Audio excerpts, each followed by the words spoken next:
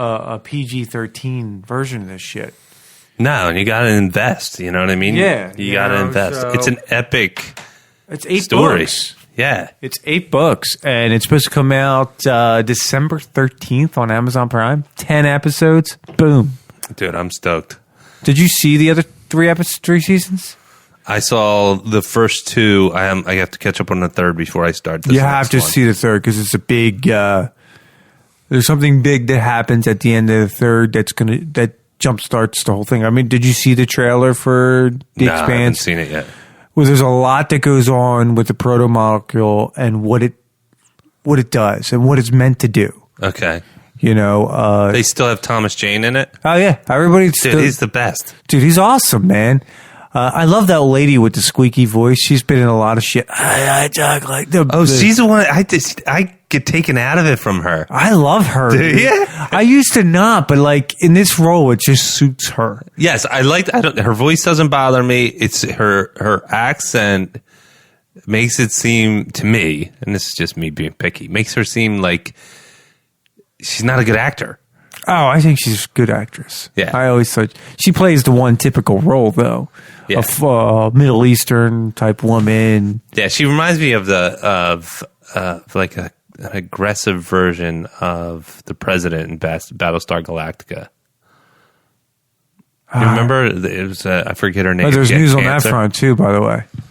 That show was. They're coming out with more episodes, another season of that. Serious? Supposedly. Somebody bought it. One of the streaming services. So good. I don't know how they would do that. They end. I mean, literally, like I didn't even understand that ending. Can you please tell me the fucking ending? Yeah, so I love the show. They went to Earth, but it wasn't the real fucking Earth, and then they went. And this was up to interpretation then, because my take on it was that so they wound up landing on Earth, but like early. Almost primitive Earth. So where did the other 13th race go then? That was always my question. Yeah, the 13th race got there before, but the 13th race was actually Cylons. Yeah, but I didn't understand all that. But I thought the little girl was the hybrid, right? That connected to 2. Yeah, right. I get that. And then that sort of then what happened. This is what I believe is that she, and along with the survivors, basically started procreating and then started finding indigenous people to procreate with, and so on and so forth. Right. And so there's actually Cylon DNA in modern day human beings. Like this Earth wasn't. This Earth was our Earth, like our reality, you and I. Yeah, I get that. Right. I understood that. Yeah. And so, but it was like if you go to trace back, there's actually Cylon DNA with human DNA. But my point to this is, and I'd have to refresh a lot. Yeah, me too. I'm sketchy. My point to this was they've always talked about the 13th race going out to Earth before. But the 13th race was already Cylons? I believe they hinted to it. It's a paradox. Yeah, and then when they finally got there, then you see Boltar, the Boltar that's real, not real, talking about God to somebody else, the Cylon that wasn't real or not real, about this is what God wanted, is it? And they're like walking at the end, and that's the end. And it's like it was really fucking weird because there was really no. I felt, and you know me, I might not be articulate my words very well, but I'm very thought out in how I look at shows and how I examine them. We talked about that. And I just couldn't understand. I loved the show, but the last season, I just didn't understand. I didn't understand where they were going, what happened to the 13th race. They were Cylons. If everything happened before, right, where humans made Cylons, it just didn't sit well with me. Do you think it's gonna be a continuation, or do you think I don't know? I mean, I don't know. It's good, man. It was good up until the last season. I felt like they tried to scramble to put things together, like sci-fi always does. They ran out of cash. Sci-fi always comes out with these good shows, and then they run out of cash. Krypton, it was a decent show. Ran out of cash. Speaking of Expanse, another great show. Too expensive for them to make. Yeah. So they threw it away. So it's like, and then they try to rush to put something to the end, and it just doesn't make sense. Yeah, it's another testament to show that that proves the ad model doesn't work. At least not for TV. Yeah, you have not anymore. You have an hour show, and you have 44 minutes of content. The rest is advertisement. So it's like and especially with everybody DVRing and stuff like that, you don't really watch it anyway. But the revenue model doesn't really work, because as soon as your advertisers start feeling like their money's not being spent wisely, they're gone. And then you scramble. And it's tough to, like, regular shows, you could have advertisements in show. Like, you ever watch Big Bang Theory? They always have, like, oh, there's an Aquafina bottle, you know what I mean? It's in show. So but when you do futuristic or off-world shows that have nothing to do Earth-based, right. What are you going to have, a fucking Mountain Dew symbol in the back? Dude? You just, it's not going to work. It's got to be like when you're looking at, post-apocalyptic. Or you could do what Game of Thrones does and just have a Starbucks cup on the floor. Yeah. That's our ad right now. Ding ding. We got $140 million from Starbucks just for that. Under the table. Thank you, Khaleesi. Yeah, right. Or not Khaleesi. All right, you ready? Yeah, let's rock. Hello and welcome to this week's episode of the Nick, John, and Jamie Show. I'm John. I'm Nick. So, Nicholas, we're on the second week. Obviously, Jamie's still on hiatus. He'll be back next week. Oh, I do want to add that it's almost, we have a plan to do military movies, battle movies. Yes. Actually, good point. The Midway thing's coming up soon, so I don't say to go see it because I love the original Battle Midway, but it's one of the ones I would bring up, actually. Yeah. But it's just, I think we should coincide. What do you mean? Coincide with that. Yeah, that's a good idea. We can do a review and a sort of a callback. I like that idea a lot. Yeah, because it's something, they don't come out all that often. I don't think it's going to beat out Saving Private Ryan by no means. No. But it'll probably be good. It looks good. It looks good. It all depends, because I love the original Battle of Midway. I don't know if you ever seen it. I never even knew it existed. There's the original Battle of Midway. It took, there's a bunch of good actors in it. Charlton Heston's in it. Oh, damn. Henry Fonda's in it. He plays Admiral Nimitz. Nice. Charlton Heston just plays a captain on Admiral Nimitz's staff. It's all like flashpoints. It's not like one guy telling the whole story. There's just different storylines, and it's really good. But it's based on historical facts. It takes place. I think they shot it. Well, when it was shot, it takes place on the Battle of Midway, but it takes when it was shot was maybe the late 60s, early 70s. Okay. It was really well done. Charlton Heston was still viable. Viable. Yeah. It was really well done. It's a 3-hour movie. They even talk about the one when the aircraft carriers all blow up. There was one guy that got shot down. This is in the first raid on the Japanese aircraft carriers. I forget his name. God, I can't remember his name. He got shot down, but he saw all 3 carriers get bombed. The next raid the Americans took, and he was sitting there floating underneath his life raft because they didn't want the Japanese to see him. They picked him up days later.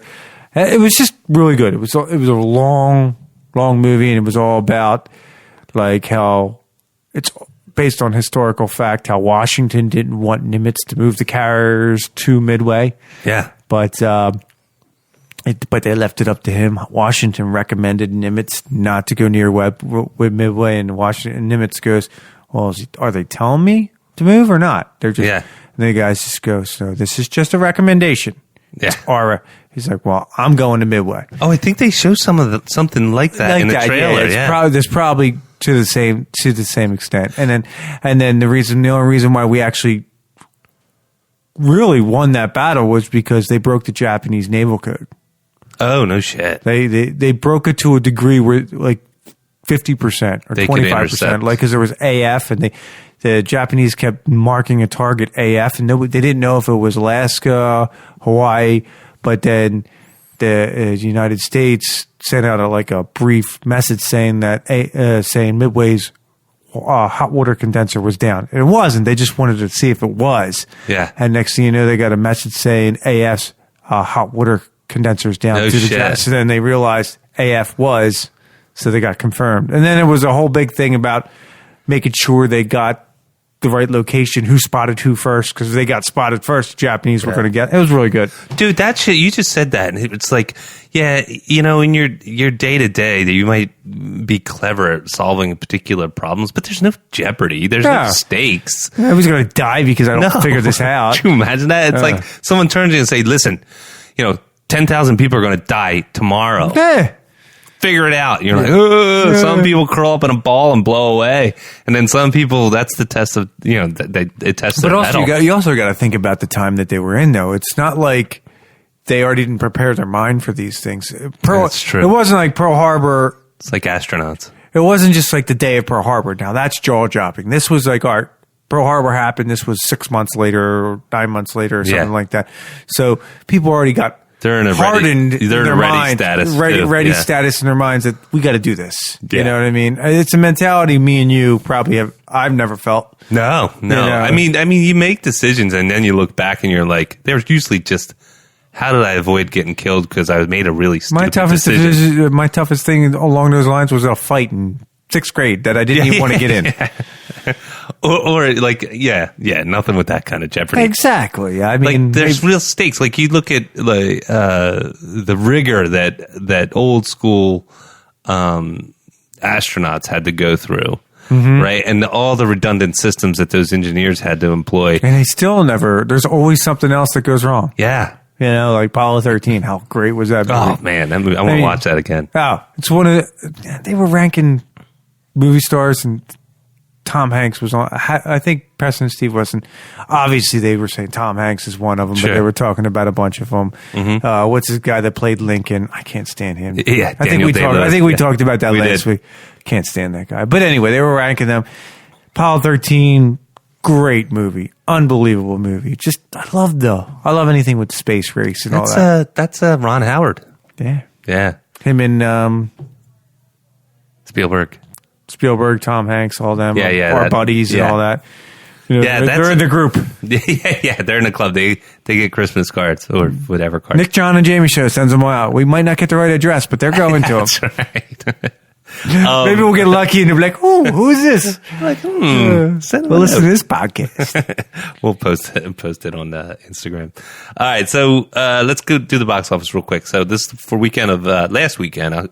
Today is real quick. When does Zombieland 2 come out? Next weekend. Is it next weekend? Yeah, man, 18th. I'll have to call me and China are gonna have to go see it together. Yeah. We were talking about it today. I want to do a date night with her to go see it. Do it, dude. It looks like a Maybe lot of fun. all 4 of us go. If you want a double date, man, we can make it happen. Because Zombieland was like our thing. Oh, really? Yeah, because when I first started dating her, she got me into zombies, and that's how she got me into zombies. Not just Walking Dead, it was Zombieland. No shit, I didn't know that. Yeah, because I was just like, I never was the zombie man. Walking Dead was out for years. Same here, man. And I'm not a zombie guy. I was like, this is kind of hokey, man. Yeah, I can run away. I can walk away from this thing. Yeah, yeah, exactly. It seems stupid. Well, and there's Marvel did a whole run called Marvel Zombies. I never even picked up a title. Yeah. Because it was like, all right, well, here's zombie Captain America. Here's zombie whatever. And it was just not my jam. I just was not a zombie guy. Yeah. Until, like you said, until The Walking Dead. And I did hit The Walking Dead on the ground. I was on the ground running because Robert Kirkman, who wrote The Walking Dead, he used to guest on a podcast I listened to way back called Geek Drum, it was one of those things. Or no, the Nick, John, and Jamie show. Well, it's a precursor. It was. I wish. Yeah, it was a comic book podcast, and I just thought he was a cool guy. Then, especially, and he interviewed really well. So when they started talking about The Walking Dead, I still never really bought a book, but when it started to get all this press, and all the marketing prior, I was like, let me give this thing a go. And you got it. This was television, it was television, and it was graphic, and it was raw, and I was like, I cannot believe that they're showing this on television. What, The Walking Dead? First season? Yeah, I mean, it was. Hey, first of all, I want to point this out. It's a show definitely before its time. It's a show that, I mean, it's going on a long time. People, we're only in the 8th season. People forget 8th season. No, we're in like 10th. 10th, yeah. But it was longer than that because they had like a year and a half where they didn't have a fucking season or something like that, right? That's right. They went long. But it was before Game of Thrones, before all these shows that really dive deep into characters, and they were doing that. I mean, yes, it's about zombies, but it was more about what people deal with after apocalypse happens. Yeah. You know, and who do you cling to? Who you ally with? Who do you not ally with? How do you deal with forces around you? How do you get water? How do you get medical supplies? Yeah. And dealing with all that, you got zombies around you. Yes. You know, and it made it like, hey, this shit could actually happen, and it sucked you in that way. Totally, man. You hit it right on the head, though. What? When you said when they were on the road, that's when to me, I think we share the same sentiment. To me, that's when it was at its peak. Oh yeah, because the farm season it was good, but it wasn't my favorite. Yeah. First season was awesome. Third season was probably maybe my favorite. Which one was that? That was when the first season where Rick ripped out the guy's throat, or was that the fourth season? I can't remember. When they went to Terminus. Were they in a prison? No, this is after the prison. I'm sorry. So the prison was the fifth season? Whatever. After the one they were trying to go to Terminus. Yeah. Oh, yeah. I just love that season because all the groups split up, and then they get all back together, and Rick at some point rips somebody's throat out, which is badass. But then they get back together, and I just love the different viewpoints of everybody because they got split up, and somehow they end up back together at Terminus. Mm-hmm. And then they end up in the, what do you call that for a big truck? A tractor trailer, big tractor trailer. Yeah. And they all find out they're together, and then at the end, Rick is like, they're all like, what are we going to do? And Rick's like, these people don't know who the fucking was. Yeah, man, that was so awesome. You all jazzed up. I'm like, fuck yeah, dude. Yeah, they don't understand. Dude. That's like in, I love that. That you just reminded me of The Watchmen when Rorschach gets locked up. And it's like, you guys think that I'm locked in here. He goes, he said something to the fact is like that I'm locked in here with you. You're locked in here with me. Yeah. It's like, woo. No, it's just how I liked it when they're on the road. Now that they got this place, and I get they got to go there where it tries to make everything normal again. Sure. But it seems like they're all like so hesitant to make a move. Yeah. Especially this season, the last two seasons with these whispers. They're like, oh, we can't cross in their territory. Yeah. I feel like if Rick was around, he'd be like, mow them down. Fuck these people, man. I am not letting them ruin what we got going on here, and we got to tiptoe around these fucking people. I want someone, really, you need to go on the hunt and get like mounted Gatlings, or Gatlins, however you pronounce it, to where if someone comes at you, you just do that thing, kind of like, you remember Predator when Jesse the Body Ventura, when he had that gun, that hit gun, that mini gun? Yeah. Just mowed down the forest. Cut him in half, man. Yeah. I mean, you're talking about like 6 years later and the girl's bigger. I mean, what have you guys been doing in 6 years? I get you've been agriculture and all that, but you have to be building up your fucking defenses. Yeah. Yeah, you got to be. Here's the thing too, so when Cindy and I went to Italy, we heard about like pickpockets and stuff like that, and there's a couple places where you just know that you got to watch your shit. You're a tourist, you're a target sometimes. For the most part, it's fine, but you never know. You don't want to have your shit stolen. And so we got these like money pouches, fanny packs, whatever you want to call them, and they were made at and the backpacks that we had too. They had this fiber. Like almost like a little thin metal fiber that was woven into the fabric of the nylon and stuff. So you couldn't cut it with a knife. You couldn't cut through it or anything like that. You couldn't slash it. I got it. So why not just make a suit out of that? You know what I mean? Make a suit out of that and they can gnaw on you all day. I get you. You know what I mean? I just don't understand. Then Shannon was bringing it up to me. We were watching it last night. She's like, I don't understand it. Like, I'm like, what don't you understand? Because they're just wearing masks. They're not putting the blood on them anymore or anything like that. I'm like, it doesn't make sense. Maybe they can't sniff it out. Maybe it's the smell. Maybe. She's like, no, it's not the smell. I'm like, I don't know what the deal is. Dude, if I walked up to you and you had a leather jacket on and I bit as hard as I can, I might bruise you underneath. You're not going through. I'm not going through that leather. No, and not to mention, these are, well, it's not the beginning of the dead. It's couple years after that. Most of these creatures are like decomposing. Yeah. They don't have that much power in them. Yeah. You probably could just like touch them and they'll crumble. Dude, if I miss a meal, I feel weak. Yeah, exactly. I just don't understand it. Well, we'll get into it later. Let's finish with the box office. I do want to talk about that episode. Yep, let's do box office. October 11th through the 13th. Today's the 14th, so it's last weekend. Joker topped the box office. No surprise there. It did take a dip. We kind of thought that it was going to do that, but it did. What was it? It did 55 million. Wow, I didn't know that. It did 55 million. So it opened with 90, and then it came in 41% down. That was a change, and it did 55, which left it at 193 million for its second week in the box office. Which is surprising because the Addams Family movie came out, which is an animated feature. That's number 2 in the box office. Did 30 million, respectable, but it didn't take over the number 1 spot, which is typically what happens, especially with kids. And who knows, they might, and that's including, I don't know if that includes today, because today was Columbus/Indigenous People Day. I was off. You were off today? Drivers Union, baby. Drivers Nice. they get like this. They get like Veterans Day or something. I don't know. Another holiday. Do you get Veterans and Columbus? No, I get Columbus. I don't think we get Veterans. They switched it up. We get Veterans, not Columbus. But for total, it did $548 million worldwide. It's a win, dude. I'm just not hyped to see it. Yeah, it's not your typical. I mean, we talked about this when we reviewed the Joker last week, but it's not your typical. Far from typical superhero fare. I'm just so tired of everybody jumping in and trying to take it a different direction, but nobody has a big view of it all. Yeah. And it's sad because there's so much good content there, but now you've dirtied the waters so much, I don't even know how you would fix it.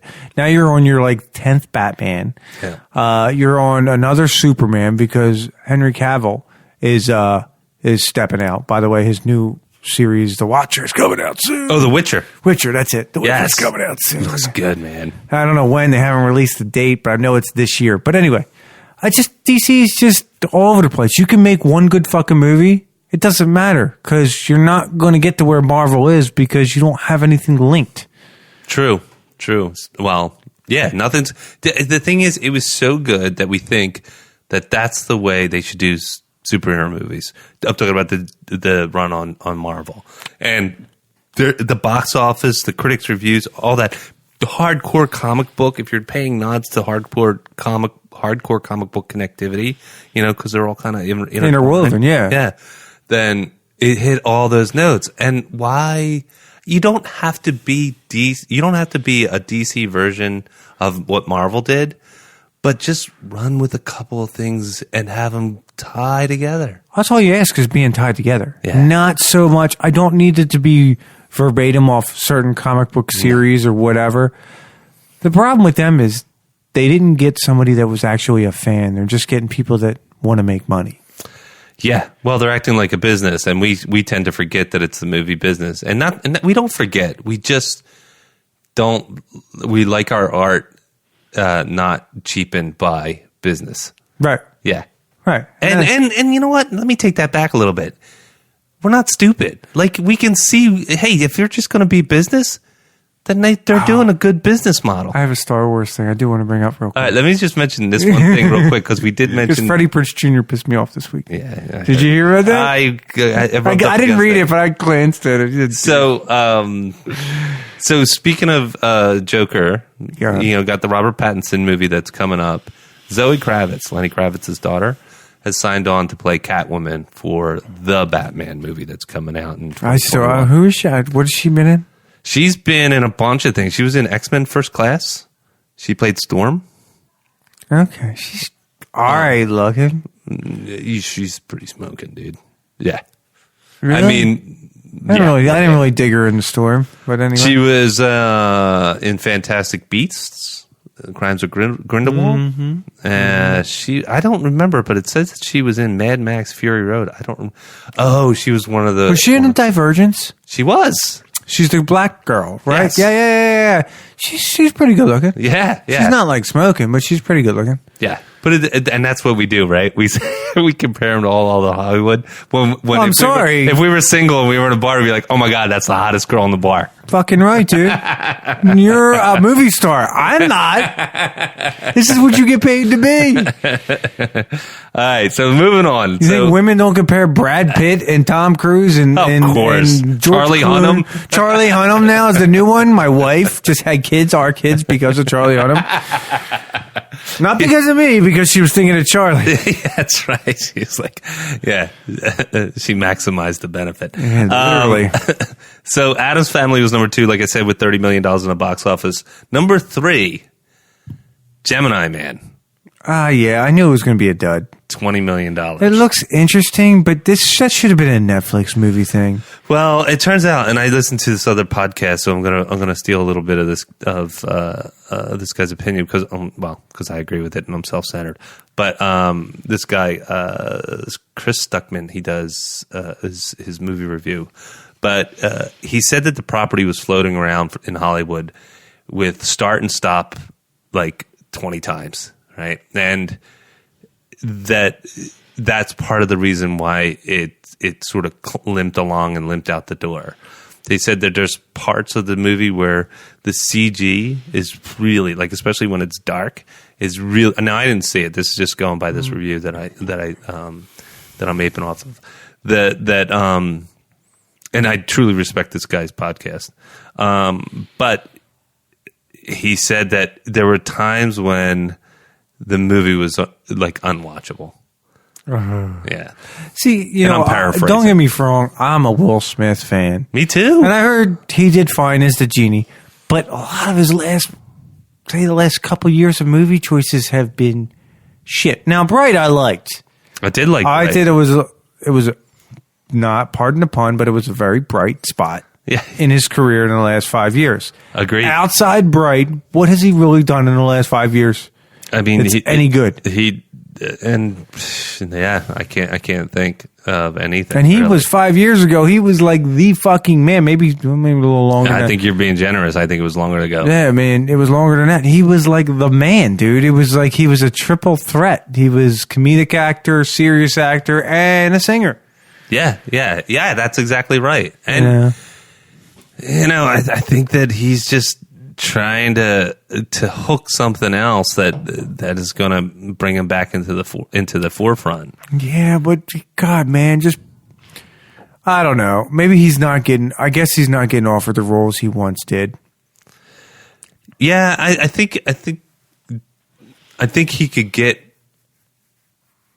almost any role that he wants. I don't know about that, but maybe I think he could have a conversation with people. Like, he could put himself in the room. Oh, absolutely. He's still got the marquee name, but he doesn't have that cachet like he once did. Like, Robert Downey Jr. Dude, I just saw the Dr. Dolittle trailer. That thing was fucking good. Really? I didn't think I was going to like it. I kind of dug it. I liked the whole beautiful world thing, how they sung the song. Yeah. I was like, I was almost half tempted to want to go see it. Well, the movies. And that's not a big thing. That's a big thing for me with Disney movies. Like, outside my kids wanting to go, I'm like, all right, I'll fucking wait. Yeah. Well, I mean, here's the thing, though. It's like you have a perfect excuse. Whether you wanted to see it or not, you have the perfect excuse to explore it. Pimp out my daughter and say, yeah, she wants to see it. Exactly. But like, what I'm talking about with like Robert Downey Jr., yes. He's built this, how am I saying this, persona of like a Stark, of who he is outside, but it carries well. You know what I mean? Like, in this movie, he's like a British genius Stark, but talking to animals. Really? Yeah, Dr. Dolittle, who talks to animals, but it takes place in like the 1800s, 1900s. I like that. You didn't see the trailer. We'll check it out afterwards. It's really cleverly done. I like that. It has like I'm imagining it has like it's like Downton Abbey with Dr. Dolittle and Robert Downey Jr. That's pretty cool. Because you got to do it that way because technology just fucks things up nowadays. It does. So now he talks to animals and he's like almost like a detective. Is he British?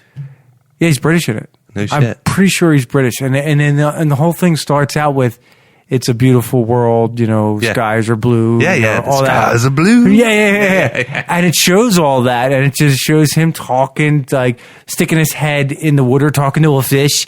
Then he's on a boat, the boat's getting bombarded with like those boulders, cannons, or whatever. Yeah. And he's talking to an ape. He goes, "It's okay to be scared." Oh, and the ape's like. He's another charming motherfucker, dude, it's man. fucking. We'll watch it afterwards, and you tell me what you think. I'll definitely give you my thoughts. I watched it today. I was like, holy shit. But back to the Will Smith. He just hasn't picked up on that kind of aspect. Well, granted, Robert Downey Jr. got offered the role of a lifetime, and he's cashed in 100 times over for it, and he forever will, as long as he doesn't fuck it up. Yeah, I want to see him do another Sherlock Holmes. They are. Good. I like Sherlock Holmes. Yeah, that's where the British accent comes in. Yeah. He's got to polish that up.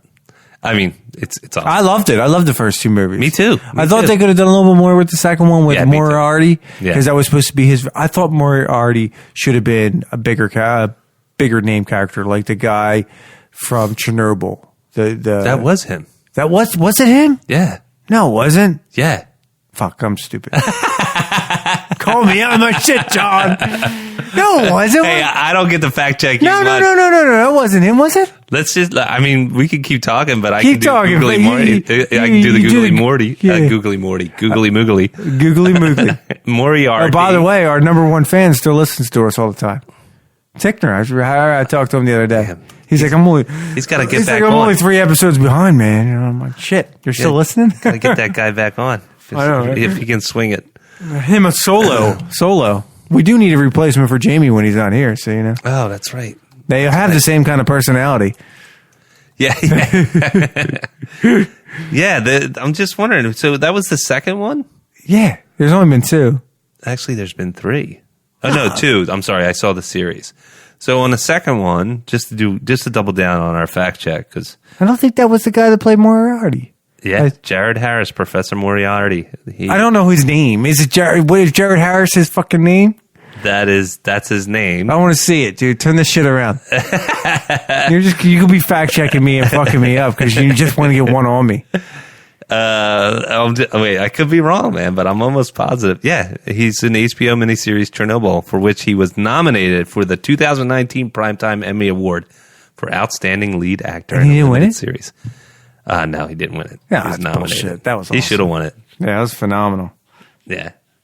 But you said that, and I was like, wait a minute, man. Damn, you know what? Going back, and it was. He's a great actor. Yeah. Maybe I didn't think of it at the time because he wasn't well established, because that was like 8 years ago that was made, right? Oh, I think it was longer than that. I think it was 2000. But I heard they are making another one. Good, because I'd like to see him reprise that role. But we were talking real quick about Will Smith. I just did a quick look up on Box Office Mojo, and here's the thing: he still makes money. Oh no, I'm not saying he doesn't. Yeah, he just doesn't have that draw like he once did. Well, here is the thing: when he landed that role in Aladdin, it did $355 million. Did he get a part of the proceeds? Who knows? Maybe if his agent worked out the deal, then no doubt. Suicide Squad was the next, 325. But then it's Independence Day. Shit, that was in 96. Yeah, it was one of the biggest movies of all time. But that was his third highest grossing movie. Yeah. And then it just... We ain't found shit. Yeah, and then it just trickles down. No, that wasn't it. That was from Spaceball. Shit. Yeah, sorry, correct me. But then it goes down to, if you're thinking about the next movie that made any money, that was close. They're coming out with another Bad Boys too. That's another. Yeah. And it looks like a ripoff from the 90s, man. It's like from the 2 previous ones. And it's like, this is dumb. Yeah. And yes, it will make a ton of money because certain kind of culture will go see that movie. And I'm not saying I wouldn't like it. I'm not going to pay to see it. I might watch it when it comes on TV. But, dude. His next biggest one was close was MIB in 2005. And they're all good ones. Yeah. I like MIBs. But he hasn't really come out with something that's like, oh my God, that's Will Smith. I got to see that. He's great in it. Yeah. Well, That's what I mean. Yeah, the problem is, we could go on a whole Will Smith tirade, but and I love him. He's from Philly. He's from around the corner from here. Absolutely. You know what I mean? Charming, talented. By the way, Will, if you're listening, we'd love to have you on. And I do love you. You're great. Yeah, please, I'm just saying. Lord. I know we shit on Aladdin, but all's forgiven. And then fourth in the box office after Gemini Man was Abominable. Another, we talked about that last week. It's another animated feature. It did $6 million. And then last, but not least, Downton Abbey did $4 million. Again, someday I will binge that. Yes, I think that should be like when my kids are old enough and I'm just like, I want to go rehash old shows, like I'll do that. There's another one everybody talked about that I should do. Vikings. Yeah, Vikings. And then there's another one. I can't remember all these shows. The Wire. Everybody's like, you got to do The Wire. Well, people looked at me like that when I used to say that I didn't see Band of Brothers. Yeah, exactly. Greatest miniseries. It was amazing. It beat out North and the South. And for me, I was just talking to my wife about Patrick Swayze because we were watching Dirty Dancing last night. Yeah. North and the South was my all-time greatest miniseries until Band of Brothers came out. Yeah, that movie's awesome. Ooh, real quick on the war movies, I saw Tolkien. It was good. It was really good. Did it measure up to your idea what Tolkien would be? It was definitely because you're like romanticized. He's like your George Lucas. Yeah, absolutely. I mean, he started. To me, he is what everybody else aped fantasy off of. Oh, absolutely. He started it all. Exactly. So it's like saying when you see space movies about space adventures and space operas and things like that, you cannot avoid the trap of saying, "Oh, I have." It's a derivative of Star Wars. Yeah, and so that's. But George Lucas probably got a lot of his inspiration from Tolkien. Well, I think. He had to. Some of that, yeah. And I also, that's the thing. Everybody's drawn from that. And the way that they approached, and it's common knowledge, the way that they approached his love affair with language, where he invented a language and then went into the Elvish? With Elvish, Numenorian, whatever you want to call it. He invented all the, I thought that was just invented later. No. He was a language professor. And so and the way it was depicted in the movie, he was on scholarship. He was an orphan, was on scholarship, and blew his scholarship, but then talked to this one professor who basically wrote the textbook on language and talked about why he basically won him over and got back into school and then ultimately became this language professor. And then he started writing Lord of the Rings.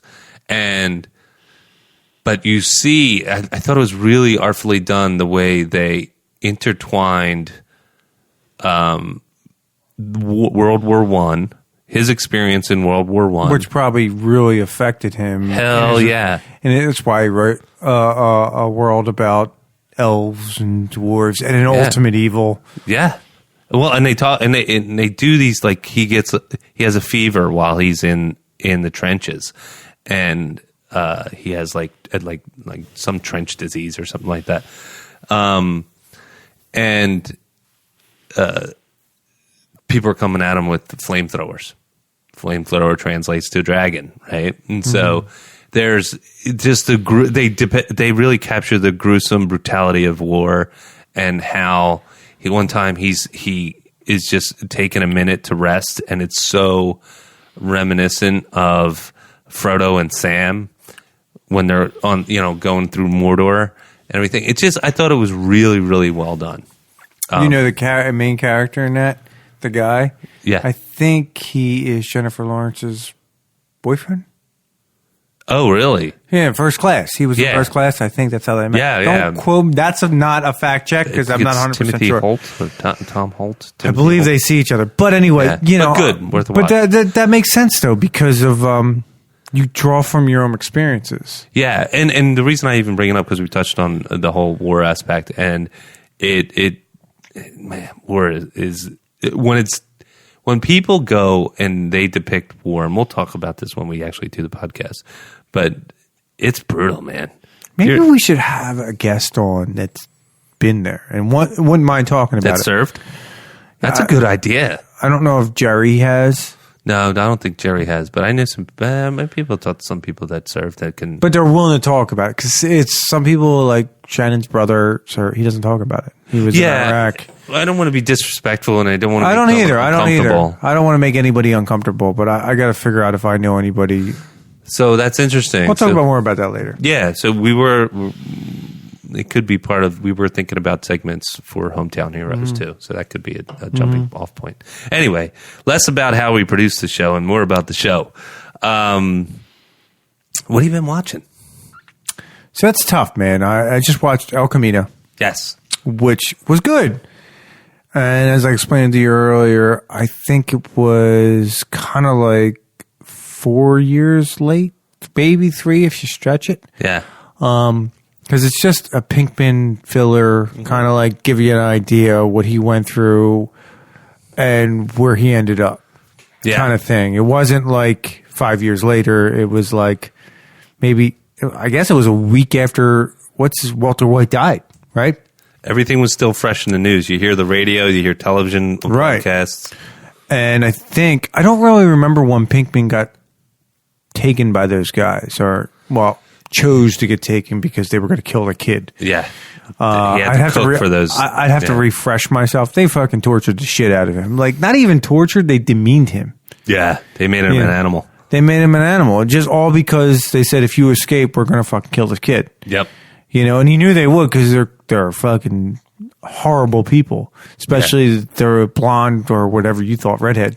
My baby's daddy's. Yeah, he's like the You know, my kids, they're redheads, so it doesn't look great.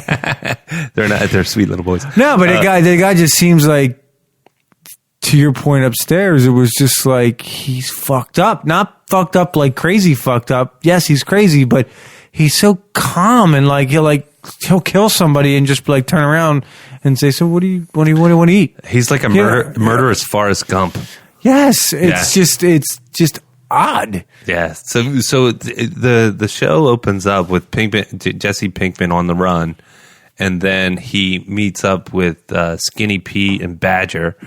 I love those two guys. They're great. They're like the mother. Your mother's like so fucked up or whatever. They're arguing about playing video games. Yeah, and Badger has his Fiero. So he pulls in, of course, in the El Camino, and that's part of the character. One of his the captor that was his. I didn't actually ever see. I might have missed that because I got kids. I didn't actually ever see him kill that. How did he get the El Camino and get out of there? Did he kill the kid? No, kill the crazy person, or did I miss that? Because I've been going in and out with my kids, and then when it was happening. But that's a great point, right? Because they never actually showed that, did they? But it's been so long since the end of Breaking Bad that there's a lot I forgot. Yeah, and so I don't know how Pinkman got rid of the kid. Not the kid. I'm saying in this movie. What happened? I think they killed. No, Pinkman. They never explained how Pinkman got away at the end of Breaking Bad, did they? I thought it was because maybe he did get Walter freed him. See, now I'm all foggy. Fuck, man! I gotta go watch I skipped over the preview. Yeah, because I'm like, fuck, I got a short amount of time. I'm gonna watch this shit. I'll tell you, dude. I find myself sometimes like knowing when something's long, but I just want to get it under my belt. Fast forwarding through some of the parts, you're like, this is a filler. It's setting up something up, but I don't really need to see it. Yeah. It'd be nice to see if I had the fucking time. Exactly. I could sniff out filler. I've done that. They're driving down the road to find a place to dig the dead body. Yeah. Let's get to the part where they're digging the dead body. Every writer's nightmare is knowing that someone does that. It's like the Luke Skywalker part in Star Wars when he's like feeling the Force with Obi-Wan. He's like, I almost could feel it. Yeah, fast forward to that fucking part. It really doesn't mean anything until the second episode or the Empire Strikes Back when they actually get into that. So fuck, who cares? Yeah, exactly. Until you're on Dagobah, then shut the fuck up. No, but you've obviously watched the whole thing end to end. Well, besides the little moments that you fast forward. Yeah, that's what I'm saying. I don't remember how he got the El Camino. Yeah, I can't remember either. But I watched. I thought I was going to be able to bust through it, but I only got a chance to watch about halfway, a little better than halfway. And the one thing I do have to tip my hat to is that Of course, it's got Vince Gilligan, who was the master who did the whole Breaking Bad series, and he's a genius. But he has a signature to how he directs. He does. And it felt very like, oh, I remember this. Yeah. I want to settle in a little bit. It was good. It was good. I'm not saying it wasn't. Yeah. I liked it, but it's like I said, for 3 to 4 years too late. Yeah, I agree. You know, I mean, if this came out 2-3 years after the show ended, to give you, it's a Pinkman perspective, Jesse Pinkman's perspective on what happened to him.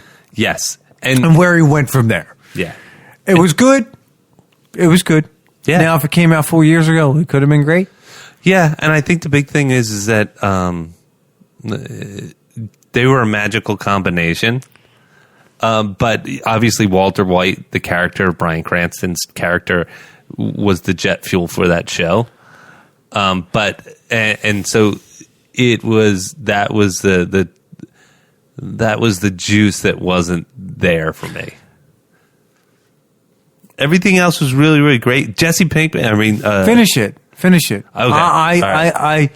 I beg to differ. Yeah. I do think Ryan Cranston was definitely the better character. Yeah. But this still had the Breaking Bad feel. Yes. Low key, but they do long silences really well. Oh, the episode where the part where the cops or the so-called cops were in there. Shit. That's like old school Alfred Hitchcock shit. It's like first of all, Pinkman didn't make the guy who played Pinkman, I don't know his name. Aaron Paul. Didn't probably even have a word for the first 15 minutes of the fucking movie. Yeah. Dude, he can do tension. And he can do, I am frazzled, like, oh. The director is fantastic. Yeah, that's Vince Gilligan. He's awesome. So setting up. Yeah. It's like, I agree. It was so good. Like, I remember the last episode of Breaking Bad, or one of them, where he goes to his house and nobody lives there anymore. It's all fucking boarded up. And yeah. It's like a flash forward. Yeah. And it was just setting it up. And you're like, what the fuck's going on here? And he's just, there's nothing said. He's just breaking in. Nobody's saying anything. Cranston's not saying anything. You're like, what the fuck? But I do agree with you that Cranston's character, Walter White, was the fuel. Yes. But this still had enough spark, if you get what I'm saying. I agree. I agree. I think I was definitely in it. I was in it for real. There was the ghost of Walter White that... You had him in. Yeah. They had a flashback. Little spoilers. They had like Pinkman is like sitting in a bathtub, just like relaxing after a traumatizing day, whatever he went through. I don't want to get too much into it. And then he's just thinking back. And this takes place, it didn't happen in the show, so they made this happen in the movie, but it takes place probably somewhere in the middle of the first season, towards the end, after they make their first big batch. Yeah. And they have the van, the RV. They show up at this diner in the morning, and they're getting coffee, food, or whatever. And they're just sitting there chilling. Pinkman, Walter White saying how long it's going to take to get rid of this batch. Da da da da. And Pinkman's like, 6 months. He's like, well, I need it going faster. Yeah, he's like, not fast enough. Yeah, dude, I don't. He goes, don't you know anybody? He goes, I don't know anybody who can move $1.3 million in shit.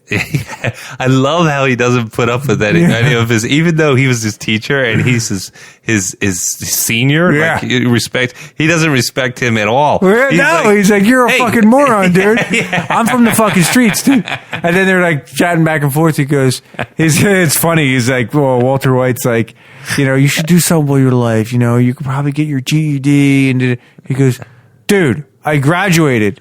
Yeah. He goes, you were on the fucking podium. Such good writing, man. It was just perfect. And then the bathtub falls through the floor and he looks at him like, you fucking idiot. I tell you. I remember that, yeah. But this is what was going on. Oh, that's what in the movie. That's what was going on in the thing. And he's like, nice. You were there. And he's like, oh, yeah, that's right. And he's like, well, I'm making talk. You know what I mean? And then it just goes along. And I think they have a whiskey business. I'm sure somebody You else. know why I went to get the money, right? No. See, it took a while for me to remember this. Remember, there was a choice Pinkman had, where Mike set up where you can get in this one little van thing, and the guy will take you away to wherever you want. Yes, and you disappear. Wow. Yes. Oh, that's what he wanted to pay for. That's what comes into play. That's pretty clever. And the guy who goes is just the actor that just died this week. Who played in Heroes. The dad. Yeah. He's the guy. No shit. That was his last role, I guess. He finds him in a vacuum cleaner repair shop. Somehow, that's right. When he ripped out the page, it shows him go into different places, and he goes in, and he goes, it's only him and the guy in the place, and he's like, I forget the fucking password, da, da, da, da, and he has a trash bag full of money. He's like, shit, I got all this money, da, da, da, and the guy goes to him, he goes, I forgot the password. Come on, man, you know it's fucking me. You know who I am. Yeah, Robert Forster. Yeah, Robert Forster, and he's like, okay, calm down, all right. That's right. He was like an everyday schmo. You know what's great about this scene, though? It's like Pinkman puts out $130,000 on cash on the table, and he goes, this is what it costs, right? This is what it costs, right? This is what I thought it cost the last time. He goes, well, you owe me for last time. Oh, shit. And then if you want me to do it this time, you owe me on top. Shit. So, really? Oh, it was crazy. It was like, and it was all calm. It wasn't like, this is my business. I'm a businessman. It's my business. And it was just like, it was really shot really well. And then he's walking him to the door, and he's like, you should leave. And he's like, I can't have you around here. People are going to start talking. I can't stay closed. So he flips the sign open, walks back to the thing, and Pinkman's like, I ain't fucking leaving. You know why I ain't leaving? Gives him a whole speech why he ain't leaving. So he picks up the phone, calls 911. He goes, I need somebody here right now. Da, da, da, da. And then he hangs up. And then Pinkman gives another speech. He goes, hey, 911, they would have kept you on the fucking phone. Cop shows up, fucking darts.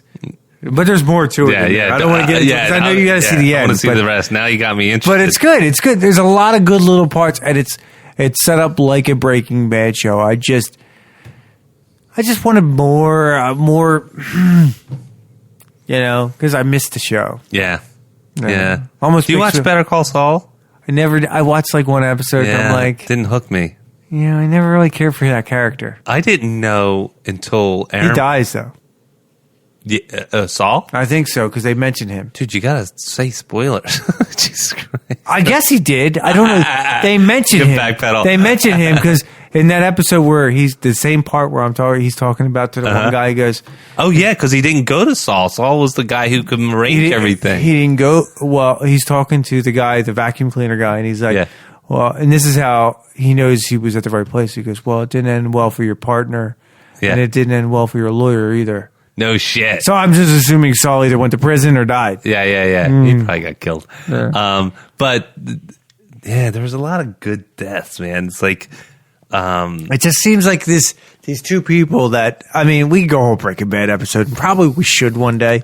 Yeah, I'm ready to rewatch it now. There's two people that have no business. One has no business being in crime, the teacher, and another business has no business being in any kind of drug cartel dealing because he's a fuck up kid. Yeah, they get together and they make something happen because one doesn't give a fuck about life because he's going to die anyway. He just cares about setting up his family. The other one just is a fuck up. Yeah, and somehow they end up owning the biggest crystal meth cartel in the Southeast. Well, in U.S. history. Oh yeah, they mentioned that in U.S. history. Yeah, I was like, I forgot about the scale, and then when they announced it, but then again, they exaggerate on the news. But anyway.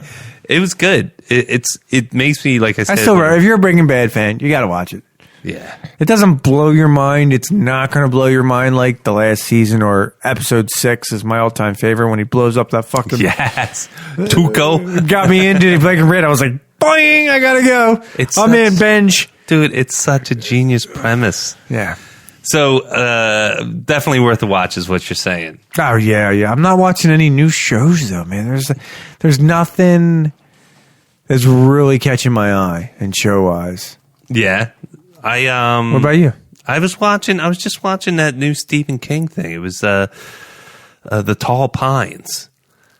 I think I saw something on that. I saw the trailer for it probably about a month ago, I guess, or maybe less than that. And it said by Stephen King, of course. So you're automatically your ears prick up because he got all the swirl with it and everything. I'm sorry, he's legit.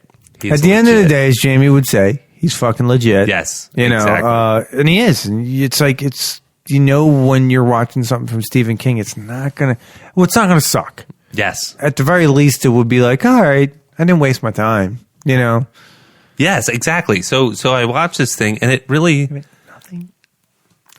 played out like. Disappointed. I know. I'm out. I'm fresh out of. I told me I would have brought more beer. I got beer in there, but it's like stouts and like shit that it's almost like eating a meal.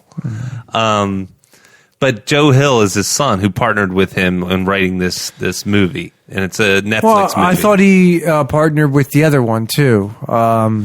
Writing the movie that is coming out with Ian McGregor. Oh yeah. No, what? Maybe I'm getting confused. Maybe that is it. It's that's Dr. or Mr. Sleep or something like that. I don't know. It's The Shining Part 2. I'm not a horror or I don't get into this genre all too well. So the premise of this, and it really plays out almost like a creep show or something like that, but it's a longer format. It's a feature, right?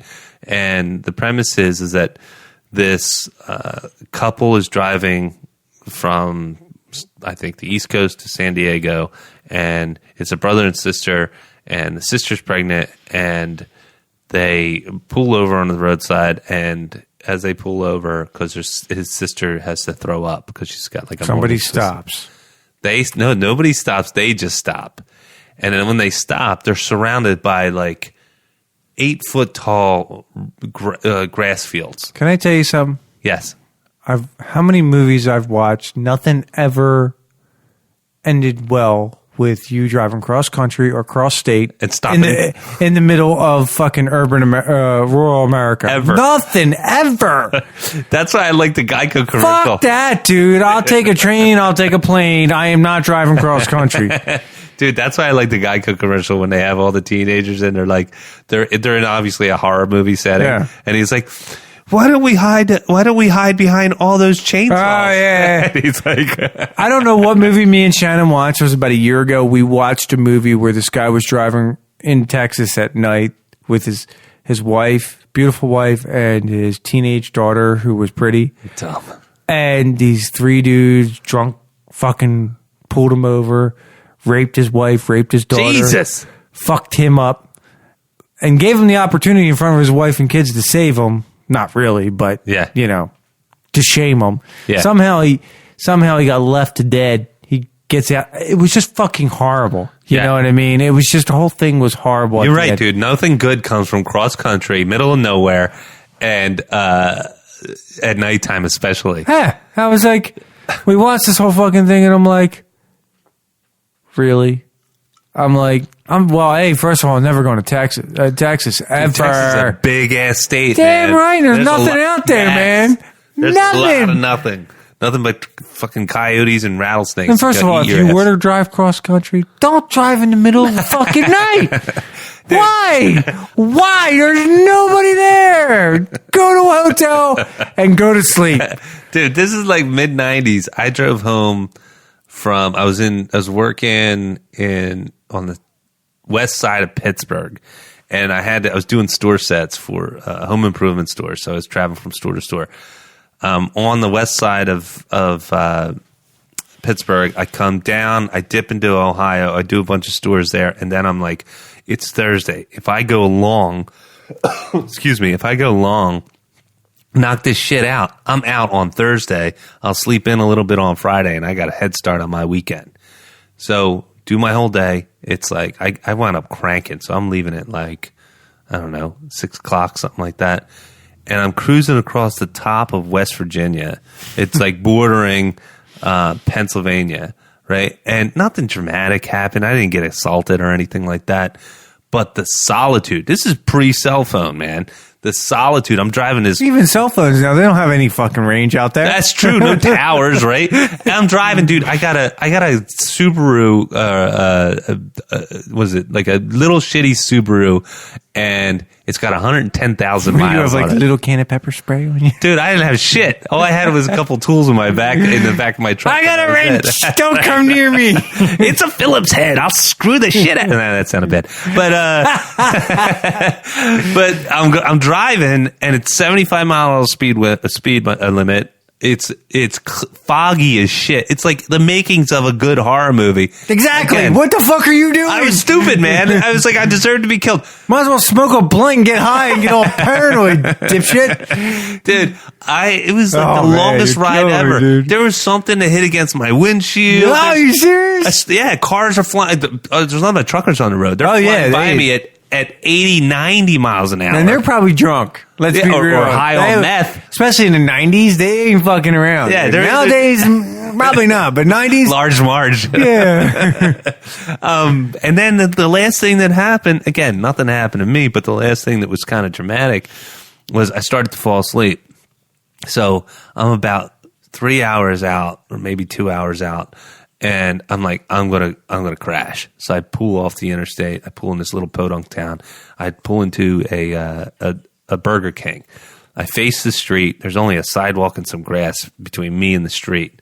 And I put my seat back, and I'm out like seconds. I'm full on. You were that tired. Sleeping. Yeah, I am deep sleeping, and I hear what sounds like a dump truck being dropped out of the sky. And it turns out it was just you were in actually you weren't in a Burger King? You were in a junkyard? Yeah. Someone picked up my car and was putting it in the masher. I'm in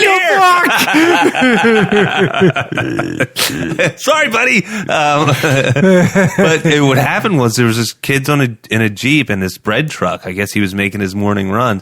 They collided. The Jeep went up on its side. Are you serious? Yeah, this woke you up? Right in front of me. I nearly shit my pants. Goes up on its side, and I'm like, and then it's quiet. You know that quiet, like when everybody's like, like, holy shit, we just got into an accident. And I'm like, oh man, what the hell just happened? My heart's thumping. And then I see the kids. This is a Jeep, so they don't have. They just sort of flip open the door. And they all start climbing out, and the guy in the bread truck, he's out checking on them and everything. And I'm like looking around, like look like everybody's there. And I'm like, I'm fucking out of here, man. And I left. You know what they say about character, John? It happens when nobody's looking. Your true character comes out. Dude, that just goes to show you. John's like, somebody's dying on the side of the road. John's like, I waited to make sure they were all right, but I was not getting out of the car and having to talk to cops and shit like that and be like, "Oh yeah, let me tell you everything that happened." John. Yeah, it was a talking would be so upset with you. That would have stressed me out. So it's the tall grass, very freaky, very Stephen King. The couple gets out of the car. They hear a child's voice going, "Help! I'm stuck in here. I can't find my way out. Help me, help me." And if this was you wouldn't stop. I would have kept driving. Sorry, kid. I would have winged. Not my problem. I would have winged a couple candy bars into the grass and been like, "Hey, I'll call a cop. I need a couple sip of sunshines to forget this fucking moment ever happened. Maybe a keg."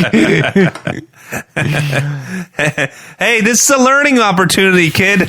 Don't go into tall grass, you dumb fuck. Don't worry, I'll call somebody for you. Yeah. So, very, very creepy, very supernatural. But yeah, you could probably do all right with skipping it. Yeah, for the most part. Oh, back to what we were watching. I am watching one thing. The Walking Dead. We were talking about that. Yes, I didn't see Sunday's episode, but I don't care if you spoil it. Yeah, it wasn't really a big deal. It's just where Alpha meets the beta, the B guy, the big guy. Yeah. And you still don't see his face. Yeah. But, you know. What if his face is uglier than that fucking mask? Well, do you want me to spoil one little thing? Spoil whatever you want. The mask is actually his brother's face. Oh, Jesus. He was a walker, and Alpha ended up killing him, and he freaked out. And she's like, well, if you want him to be with you the rest of your life, just cut his face and use it.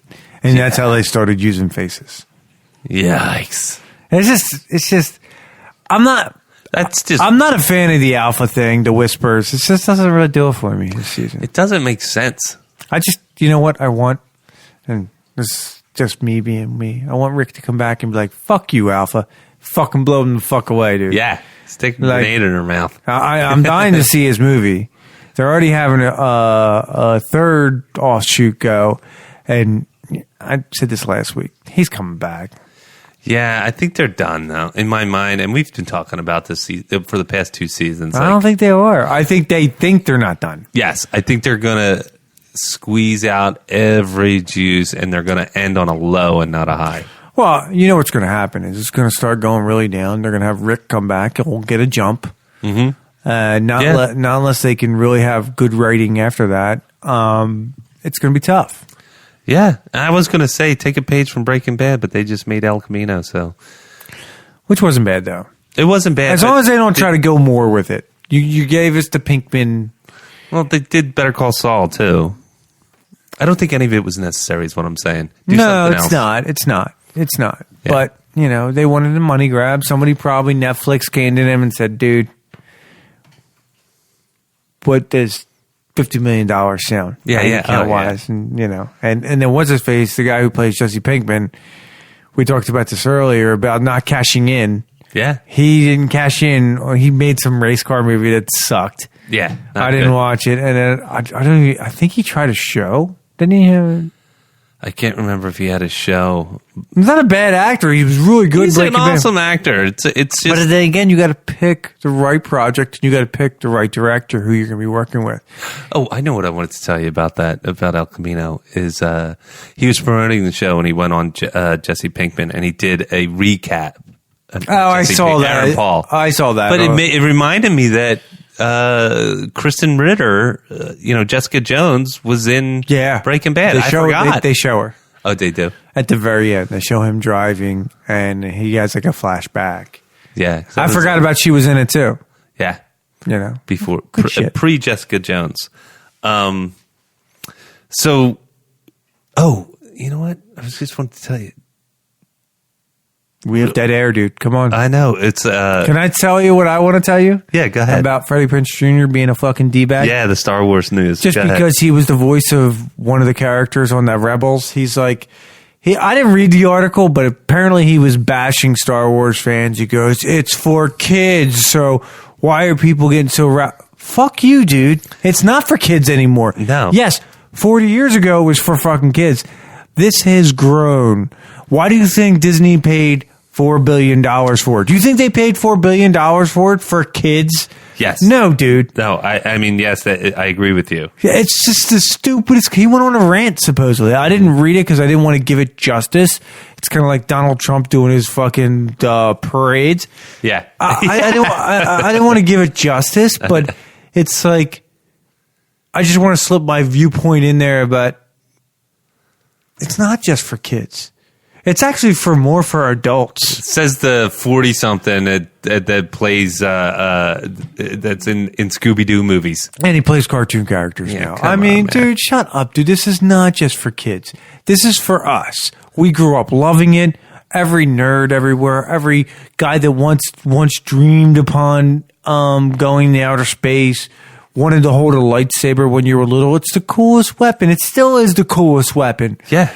Kids today love that shit. Dude, I put that What would you rather have, a lightsaber or a Harry Potter wand? Fuck that wand. I'll slice that shit in half. Yeah. That's so true. The thing, I put that, and I know I raved about this, I put that VR on, and I was inside the cockpit of a starship in Star Wars, and I was like, this is what I wanted. And one thing that Disney's done wrong is they should make Star Wars fucking rated R. Some of them.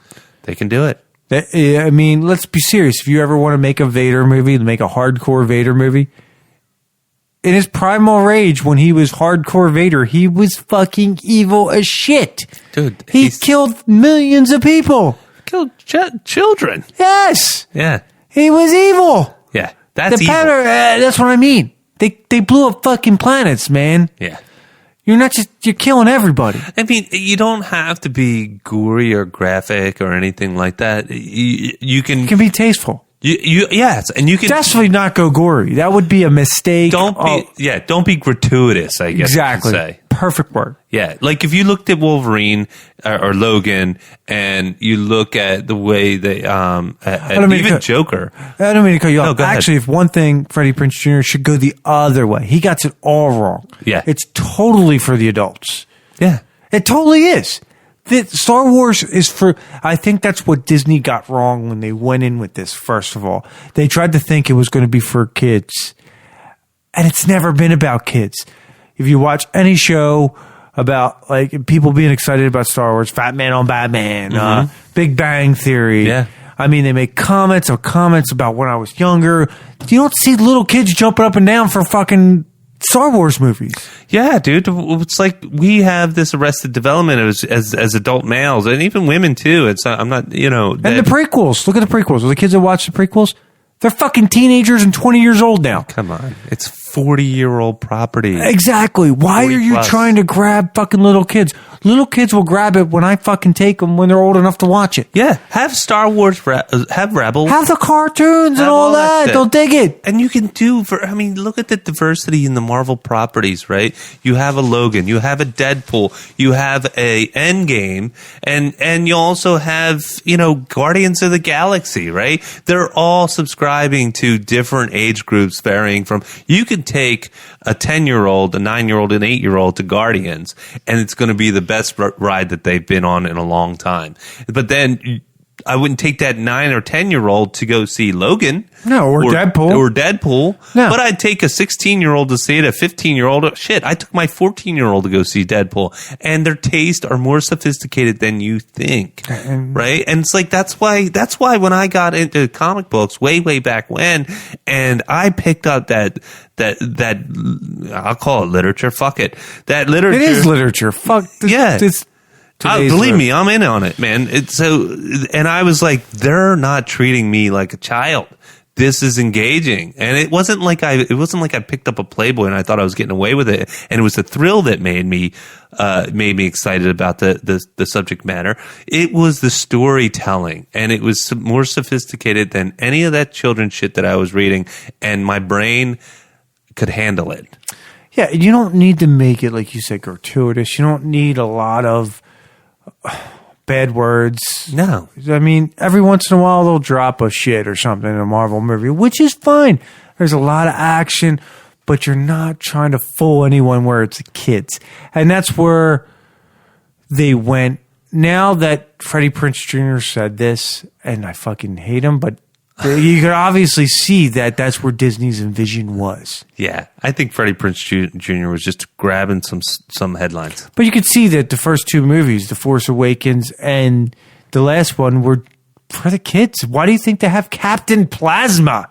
Yeah, or Phasma. Phasma, yeah, whatever. Yeah. And you never show her face because kids aren't going to care what her face looks like. Yeah, come on, man. And like I said, I think it was just him being... trying to grab some shit. He was grabbing some shit, but then when you actually think about it, maybe that's probably where the viewpoint of Disney was, because they did want to change directions instead of keeping the same. Yeah, he's on the wrong side. Yeah, you know what I mean. Definitely. Yeah. I just had to have my little event session. No, but you got me thinking. It's like Star Wars. Like if you're Han Solo, right? You're Han Solo, and you go. And that should have been a rated R. We talked about that. But yeah, you ever see some of the mob movies where they're like, "Hey man, you're a snitch. Hey man, you're an informant. You're whatever, and I got you now, and I'm going to make an example of you. Oh yeah, I'm going to cut your fingers off. Mm-hmm. Right? I'm going to torture you, and then I'm going to kill you. Right? That's adult subject matter that lends to the Hutt. It lends to the red Crimson. What's it? Crimson Tide. Crimson Tide. No, that's Star Wars. I'm talking about Star Wars. I don't know what you're talking about. The bad guys that were in Solo. Oh yeah, Crimson Dawn or something Crimson like that. Crimson Dawn or something like Yeah, that. but like they're space mobsters, Right, and they're evil. and they're brutal. Yes, they're not. Oh my god, They rule by fear. If the fear element is, yeah, I'm going to be mad at you. Yeah, You know what I mean? It doesn't lend to the authenticity of the character. So you can bring in some brutality as it services their character. and then Lando Calrissian. It should have been. Yes, I think they got the right guy for the role, but I think he should have been a little more brutal, a little more not brutal, but more real. I mean, yes, he was suave and all that, but I think the point where, first of all, him falling in love with a robot was stupid. That's silly. It was cheesy. Yeah. Everything else was fine. I just think he should have been more of like a scoundrel. Yeah. Do some. I mean, I didn't mind it, but yeah, I could see where there was missed opportunities. It should have been rated R, and they missed that opportunity. If you're going, I don't mind the episodes not being rated R, but if you're going to do offshoots, man, like Rogue One, that's why I dug Rogue One, because it was a little more gritty. Yeah, and that's how it should have been. I agree. Like in the beginning, he was killing people, even though he was part of the rebellion, because he thought that's what he needed to do. Yeah. And that's not what he needed to do. She showed him a better way, which I was fine with. Totally. Are you sure that you're not just pining for some real hardcore Wookiee sex? Wookiee. That's all I got for this week, Nicholas. Nah, we're good, man. We're golden. All right. Well, so thank you, everybody, for joining us for this week's episode of the Nick, John, and Jamie Show. You can follow us on all the popular social medias. And as always, when you do find us, subscribe. And you can subscribe, like, follow, all the fun stuff. And that's it for this week's episode. And as always, have a marvelous week.